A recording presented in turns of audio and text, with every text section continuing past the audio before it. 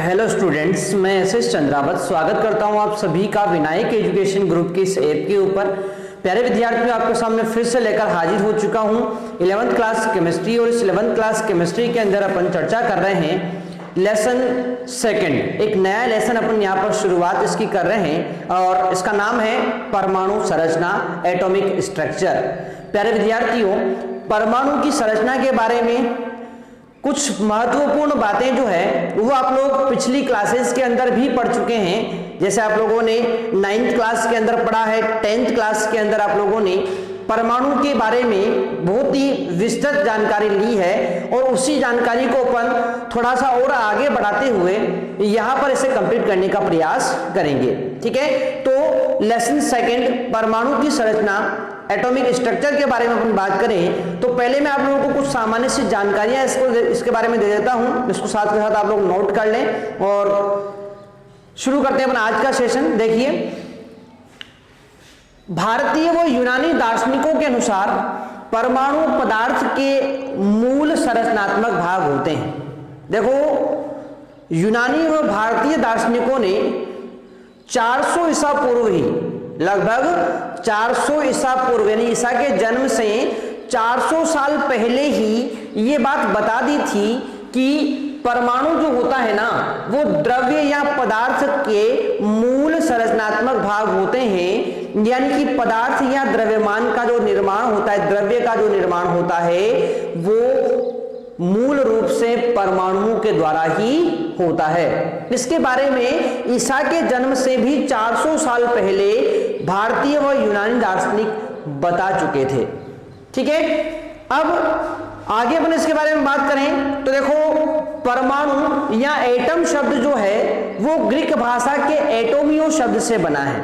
परमाणु या एटम शब्द जो है ये ग्रीक भाषा के एटोमियो शब्द से लिया गया है और इसका अर्थ होता है न काटे जाने वाला, अर्थात अविभाज्य, जिसे आगे विभाजित नहीं किया जा सकता, उसको बोला जाता है क्या? एटम या परमाणु।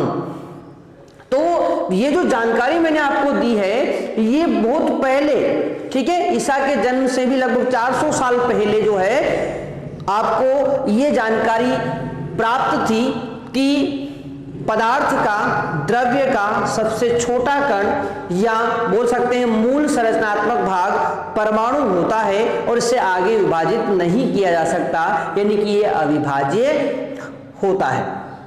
परंतु देखो क्या हुआ, उस समय जो परमाणु है इसके बारे में जानकारी तो थी पर वो केवल एक दार्शनिकों के विचार थे। वो यूनानी व भारतीय दार्शनिकों के केवल विचार थे कि ऐसा हो सकता है, उसका कोई प्रायोगिक सत्यापन नहीं किया गया था। और आप लोग जानते हैं कि साइंस में कोई भी चीज तब तक नहीं मानी जाती जहां तक उसका प्रायोगिक सत्यापन ना हो। ठीक है ना? तो इसलिए आगे जाकर 18वीं शताब्दी, यानी कि हम बात करें यहाँ पर 19वीं शताब्दी, 1808 में जॉन डाल्टन ने पहली बार वैज्ञानिक आधार पर परमाणु सिद्धांत प्रस्तुत किया, जिसे डाल्टन के परमाणु सिद्धांत के नाम से जाना जाता है। यानी कि इससे पहले 1808 से पहले परमाणु की बारे में जानकारी तो थी परंतु वो केवल दार्शनिकों के विचार थे, उनका कोई प्रायोगिक सत्यापन नहीं हुआ था, इसीलिए उन्हें मान्य रूप में नहीं माना गया था। और सन 1808 में जॉन डाल्टन ने पहली बार वैज्ञानिक आधार पर परमाणु सिद्धांत प्रस्तुत किया और इन्हीं के नाम पर परमाणु सिद्धांत नाम से जाना जाता है, डाल्टन का परमाणु सिद्धांत। ठीक है, तो इस प्रकार से डाल्टन ने सबसे पहले परमाणु सिद्धांत, परमाणु के बारे में प्रायोगिक रूप से विस्तृत जानकारी जो है प्रस्तुत की। अब बात करें डाल्टन के परमाणु सिद्धांत के बारे में तो ये तो आप लोगों ने पढ़ा हुआ है, ठीक है ना? 9th क्लास में, 10th क्लास में आप लोग इस चीज को पढ़ते हैं, डाल्टन का परमाणु सिद्धांत क्या होता है। तो आपको पता है कि किसी भी पदार्थ, किसी भी द्रव्य का सबसे सूक्ष्मतम एवं अविभाज्य कण परमाणु होता है। ये कौन बोलते हैं? जॉन डाल्टन बोलते हैं। ठीक है, और इसी परमाणु सिद्धांत के बारे में बात कर रहे हैं। तो सुनो ध्यान से, इस परमाणु सिद्धांत में देखो क्या हुआ कि ये डाल्टन का परमाणु सिद्धांत से द्रव्यमान संरक्षण के नियम जो अपन पढ़ चुके हैं, द्रव्यमान संरक्षण के नियम, स्थिर अनुपात के नियम और गुणित अनुपात के नियम, ठीक है, ये तीनों नियम मैं आप लोगों को डाल्टन के परमाणु सिद्धांत के साथ ही लेसन 1 के अंदर भी पढ़ा चुका हूं, तो वहां से आप लोग उसको कंप्लीट करने का प्रयास करें, उसको कनेक्ट करने का प्रयास करें। देखो, डाल्टन के परमाणु सिद्धांत से द्रव्यमान संरक्षण के नियम, स्थिर अनुपात के नियम, गुणित अनुपात के नियम, इनकी व्याख्या अपन कर सकते हैं। इनकी व्याख्या अपन किससे? डाल्टन के परमाणु सिद्धांत से कर सकते हैं, लेकिन कई प्रयोगों के परिणाम का वर्णन ये सिद्धांत नहीं कर पाया।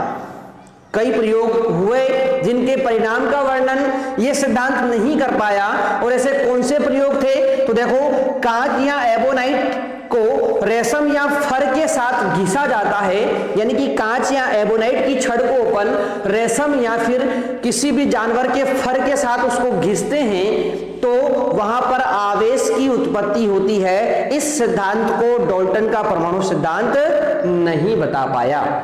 ठीक है भाई, तो इस तरह से डाल्टन के परमाणु सिद्धांत ने विभिन्न प्रकार के रासायनिक संयोग के नियमों की तो व्याख्या कर दी, परंतु कुछ प्रयोग ऐसे थे जिनकी व्याख्या ये नहीं कर पाया।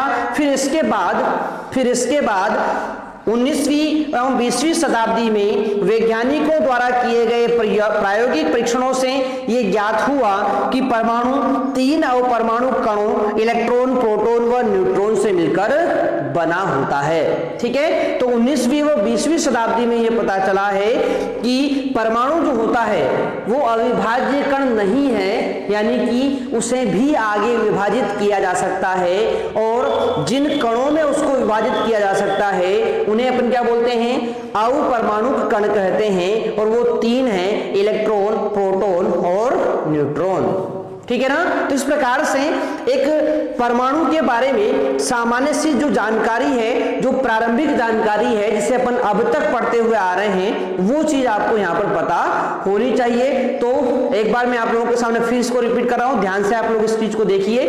भारतीय व यूनानी दार्शनिकों के अनुसार परमाणु द्रव्य पदार्थ के मूल संरचनात्मक भाग होते हैं। परमाणु शब्द ग्रीक भाषा के एटोमियो शब्द से बना है, जिसका अर्थ न काटे जाने वाला या अविभाज्य होता है।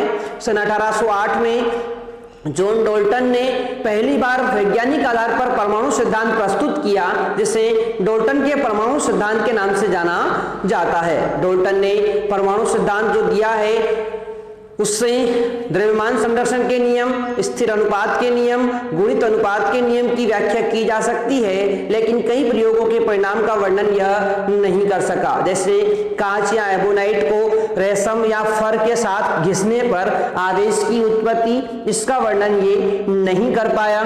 उसके बाद बात करें अपन तो 19वीं शताब्दी और 20वीं शताब्दी में वैज्ञानिकों द्वारा किए गए प्रायोगिक परीक्षणों से यह ज्ञात हुआ कि परमाणु जो होता है उसे आगे विभाजित किया जा सकता है, यानी कि उसे 3 अवपरमाणु कणों में बांटा जा सकता है, और वो होते हैं इलेक्ट्रॉन, प्रोटॉन व न्यूट्रॉन। ठीक है, तो यहां तक की बात आपको बिल्कुल समझ में आ गई होगी। अब बढ़ते हैं अपन यहां पर आगे की तरफ, और अब अपन एक बहुत ही महत्वपूर्ण टॉपिक यहां पर लेने वाले हैं, यानी कि इलेक्ट्रॉन, प्रोटॉन व न्यूट्रॉन की खोज के बारे में अपन यहाँ पर बात मुख्यतः करने वाले हैं। यानी कि किसी भी परमाणु के अंदर इलेक्ट्रॉन की जो अवपरमाणु कण पाए जाते हैं, इलेक्ट्रॉन, प्रोटॉन व न्यूट्रॉन, उसमें इलेक्ट्रॉन की खोज किस प्रकार से हुई, प्रोटॉन की खोज किस प्रकार से हुई और न्यूट्रॉन की खोज किस प्रकार से हुई, इसके बारे में अपन बात करेंगे। तो अपना हेडिंग है अब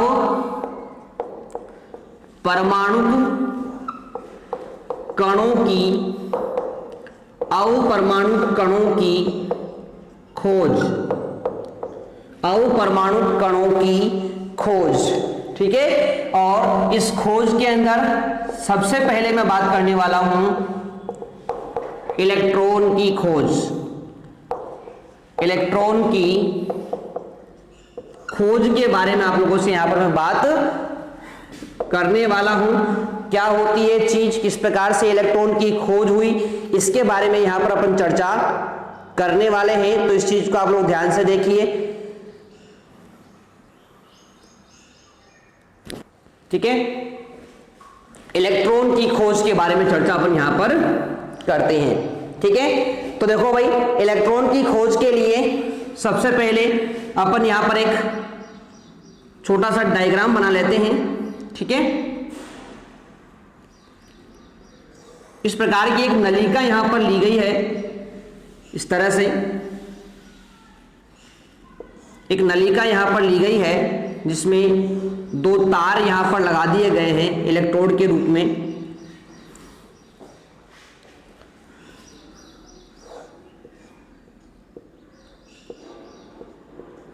इस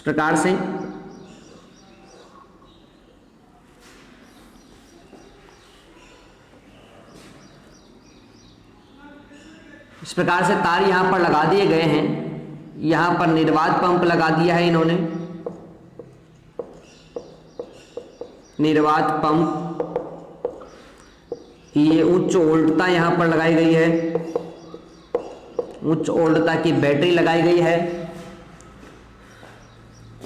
ये है इलेक्ट्रोड, जिसका नाम होता है कैथोड, और ये ऋणावेशित होता है। और ये है आपका एनोड, जो धनावेशित होता है। ठीक है, इस प्रकार से आप लोग ध्यान रखेंगे। और बात करें अपन यहाँ पर, तो एनोड के पीछे की तरफ इस प्रकार से यहाँ पर एक पदार्थ का लेपन किया गया है। ठीक है, और ध्यान रखेंगे इस पदार्थ को अपन बोलते हैं स्फुरदीप्त पदार्थ, स्फुरदीप्त पदार्थ। और इस रूप में आप लोग ले सकते हैं ZnS को, जिंक सल्फाइड को। ठीक है, तो इस प्रकार से इलेक्ट्रॉन की खोज के लिए जो चित्र है वो मैंने आप लोगों को यहां पर बता दिया है। ठीक है, इलेक्ट्रॉन की खोज के लिए जो चित्र होता है ये मैंने आपको यहां पर बता दिया है। अब देखो भाई, ये जो चीज यहां पर आपको दिख रही है, ये जो नलिका आपको दिख रही है, इसको अपन कैथोड किरण नलिका कहते हैं। क्या बोलते हैं इसको? कैथोड किरण नलिका इसको अपन कहते हैं। सबसे पहले तो मैं आप लोगों को यहां पर बात कर लेता हूं इस कैथोड किरण नलिका के बारे में ही। तो देखो, सबसे पहले इस कैथोड किरण नलिका की जो खोज है वो की गई थी 1830 में माइकल फेराडे के द्वारा। किसके द्वारा की गई थी? माइकल फेराडे के द्वारा सबसे पहले कैथोड किरण नलिकाओं के बारे में बताया गया था। ठीक है, तो बात कर लेते हैं यहां पर कि माइकल फेराडे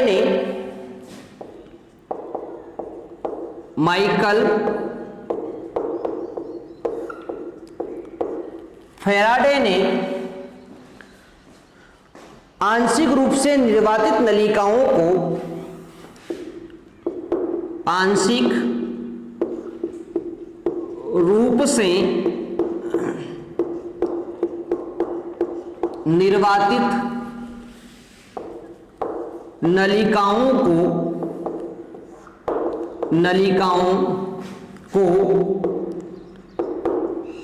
कैथोड किरण नलिका कहा। नलिकाएं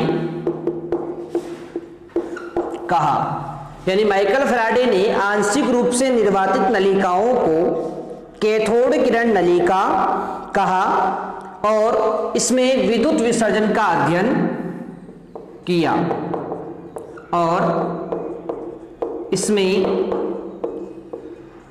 विद्युत विसर्जन का अध्ययन किया। तो देखो भाई, सबसे पहले माइकल फेराडे ने आंशिक रूप से निर्वातित का मतलब होता है कि ये जो कैथोड किरण नलिका है ना, इस नलिका से वायु को निकाल दिया गया है, यानी कि यहां पर निर्वात उत्पन्न कर दिया गया है आंशिक रूप से। पूरी तरह से वायु को बाहर नहीं निकाला है, आंशिक रूप से निकाला है। यानी ये आंशिक रूप से निर्वातित नलिकाएं हैं जिन्हें कैथोड किरण नलिकाएं कहा किसने? माइकल फैराडे ने। और उसमें उन्होंने विद्युत विसर्जन का अध्ययन किया है। ठीक है ना। तो ये एक सामान्य सी बात थी जिसकी अपन यहां पर चर्चा कर लेते हैं। अब देखो भाई, इसके बारे में थोड़ी सी और मैं चर्चा करूं तो आपको बता दूं कि कैथोड किरण नलिका कांच की बनी होती है। किसकी बनी होती है? ये कांच की। तो ध्यान रखें, कैथोड किरण नलिका कांच की बनी होती है,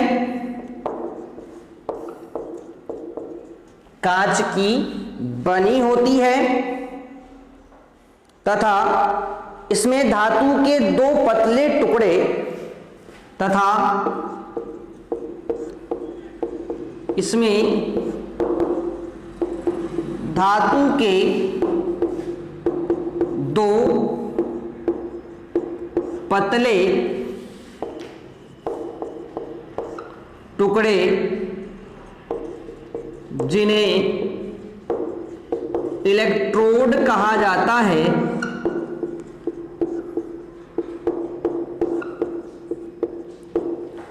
धातु के 2 पतले टुकड़े जिन्हें इलेक्ट्रोड कहा जाता है, सील किए हुए होते हैं।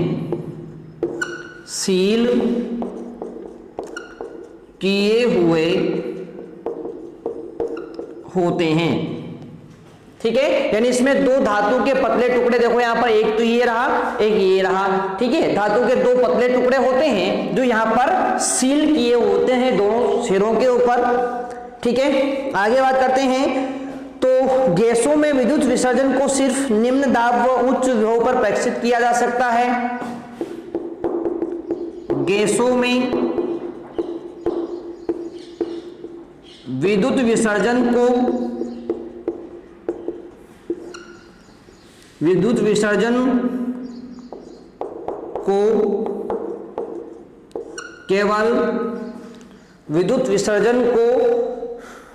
केवल निम्न दाब व उच्च विभव पर, निम्न दाब व उच्च विभव पर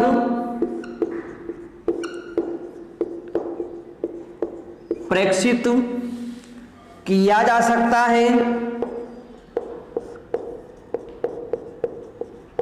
प्रेषित किया जा सकता है। अतः इस नलिका में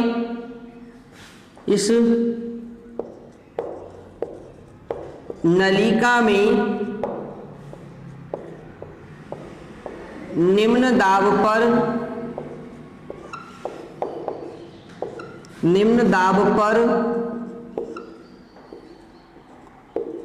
उच्च विभव या वोल्टता आरोपित की जाती है। आरोपित की जाती है। ठीक है। आरोपित की जाती है। तो ये तो मैंने आप लोगों को बात कर ली है यहां पर कैथोड किरण नलिका के बारे में। एक बार मैं फिर बता दूं आप लोगों को, इलेक्ट्रॉन की खोज के लिए जो नलिका अपन काम में लेंगे उसका नाम क्या है? कैथोड किरण नलिका है। इस कैथोड किरण नलिका की बात करें तो इसके बारे में सबसे पहले माइकल फैराडे ने बोला है। माइकल फैराडे बोलते हैं कि आंशिक रूप से निर्वातित नलिकाएं, यानी कि जिसमें आंशिक रूप से निर्वात है, यानी यहां की वायु को निर्वात पंप के द्वारा क्या किया गया है? बाहर निकाल दिया गया आंशिक रूप से। तो आंशिक रूप से निर्वातित नलिकाओं को कैथोड किरण नलिकाएं कहा गया।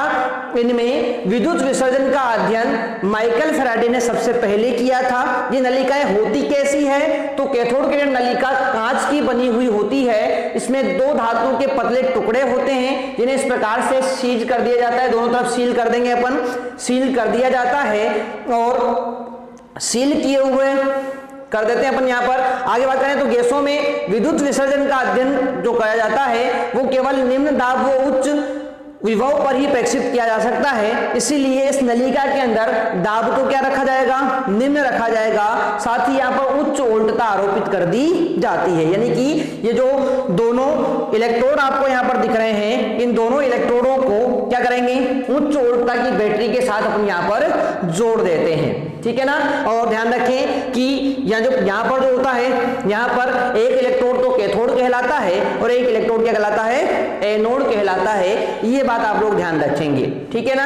अब इलेक्ट्रॉन की खोज के बारे में बात करें तो आपको पता है इलेक्ट्रॉन की खोज की किसने है, तो आपको पता है जे थॉमसन ने की है। किसने की है, जे थॉमसन ने। तो उन्होंने इन्हीं कैथोड किरण नलिकाओं का अध्ययन करते हुए क्या किया है, इलेक्ट्रॉन की खोज की है। तो इसके बारे में अपन यहां पर चर्चा कर लेते हैं। तो देखो, सर्वप्रथम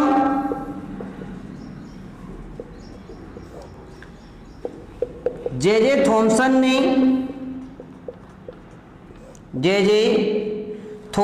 ने कैथोड किरण नलिका में एनोड के पीछे स्फुरदीप्त पदार्थ ZnS यानी जिंक सल्फाइड का लेपन कर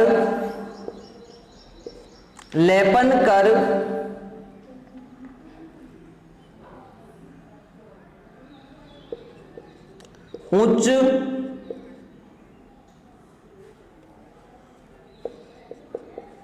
वोल्टता आरोपित की, तो यह देखा कि कैथोड से कुछ किरणें निकलकर एनोड की ओर गमन करती है, क्योंकि एनोड के पीछे लेपित पदार्थ चमकता है।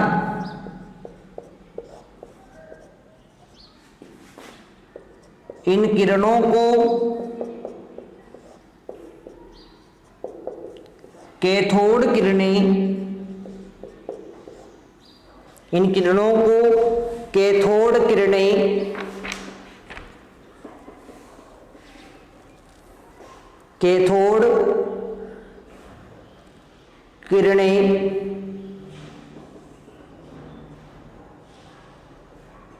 कहा गया,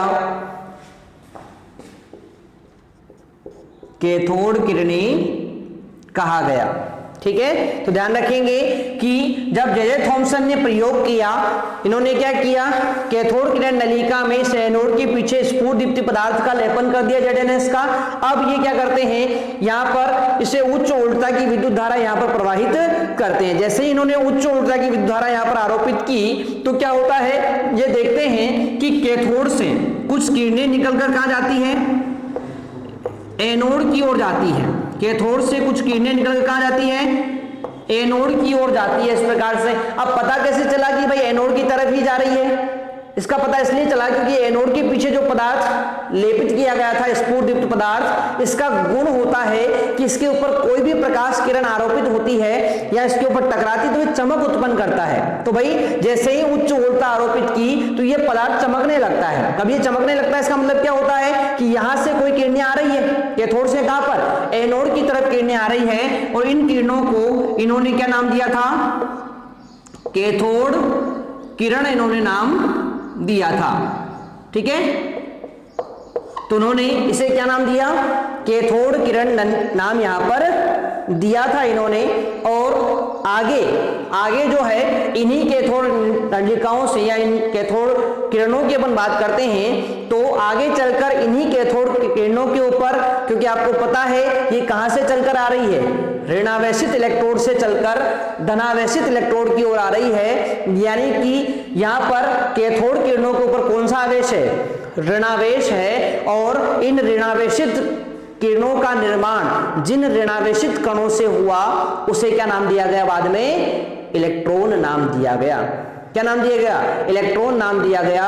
और इस प्रकार से इलेक्ट्रॉन की खोज इस कैथोड किरणों के माध्यम से की गई थी, ठीक है ना। तो इस तरह से जे थॉमसन ने किस प्रकार से इसकी खोज की, इसके बारे में मैंने आप लोगों को यहाँ पर जानकारी दे दी है। तो आशा करता हूँ यहाँ तक की बात आपको बिल्कुल समझ में आ गई होगी। अब इन कैथोड नलिका के अंदर जो कैथोड किरणें होती है, इन कैथोड किरणों के क्या क्या गुण होते हैं, इन सभी के बारे में अपन चर्चा नेक्स्ट वीडियो के अंदर करेंगे। तो आप लोग याद कीजिए, अच्छे से कंप्लीट कर लेना, बाकी पढ़ते हैं नेक्स्ट क्लास में।